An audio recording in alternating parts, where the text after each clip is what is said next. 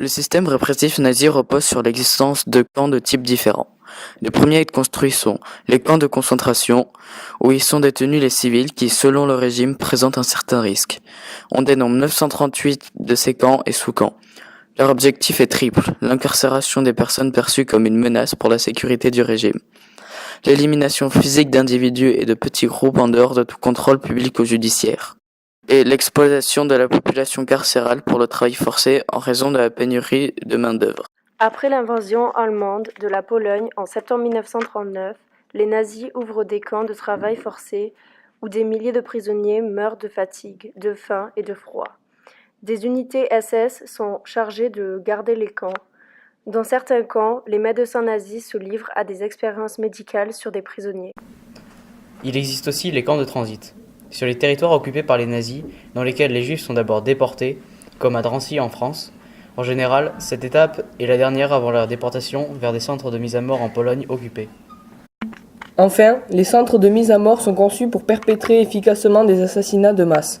Chelmno, le premier, est ouvert en décembre 1941. Des juifs et des tziganes y sont gazés dans les camions à gaz. En 1942, l'assassinat systématique des juifs du gouvernement général commence dans les centres de mise à mort de Belzec, de Sobibor et de Treblinka. Les nazis construisent des chambres à gaz pour améliorer l'efficacité des procédures d'extermination et pour rendre le processus plus impersonnel pour ses auteurs. Sur le complexe d'Auschwitz, le centre de mise à mort de Birkenau en comprend 4. À l'apogée des déportations, ce sont jusqu'à 6000 juifs qui y sont gazés chaque jour. Leur principale, parfois leur unique fonction est le meurtre de masse à la chaîne d'un vaste nombre de personnes, et ce, dès leur arrivée sur le site. Il y avait 5 centres de mise à mort. Des millions de gens furent emprisonnés et maltraités dans les différents camps nazis. Sous la direction des SS, les Allemands et leurs collaborateurs assassinèrent plus de 3 millions de juifs. En Allemagne, la persécution des juifs commence dès l'arrivée des nazis au pouvoir. Plus de 2000 lois et décrets anti-juifs ont été édictés jusqu'en 1945. Jusqu'au déclenchement de la guerre, le pouvoir nazi cherche à se débarrasser des juifs en les forçant à émigrer.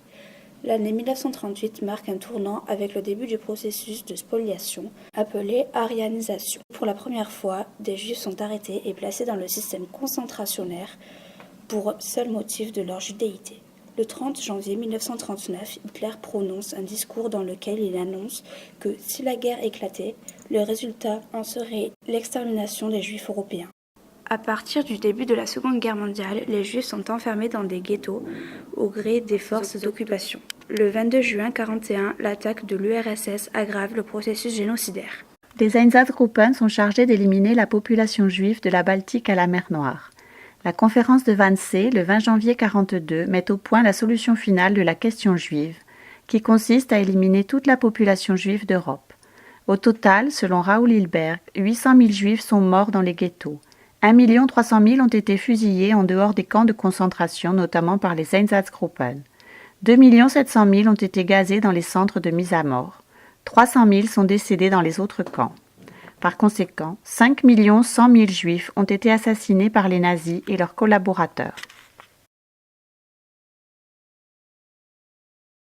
Tout d'abord, les opposants politiques, principalement des communistes, des socialistes, des sociodémocrates et des dirigeants syndicaux, font partie des premières victimes de la discrimination nazie en Allemagne. Les nazis persécutent également les écrivains et les artistes dont les œuvres sont considérées comme subversives, les soumettant à des arrestations, des restrictions économiques et d'autres formes de discrimination. Les nazis s'en prennent également aux tziganes pour des motifs raciaux. Qualifiés de rétifs au travail et asociaux, autrement dit, dans le cadre nazi, improductifs et inadaptés, les tziganes sont déportés dans les ghettos et les différents camps. Plus de 20 000 tziganes sont également déportés au camp d'Auschwitz, Birkenau, où la plupart périssent dans les chambres à gaz.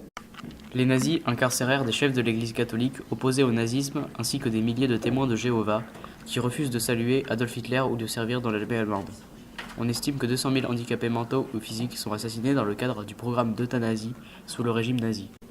Les homosexuels masculins sont également persécutés par les nazis qui considèrent que leur comportement représente un obstacle à la préservation de la nation allemande.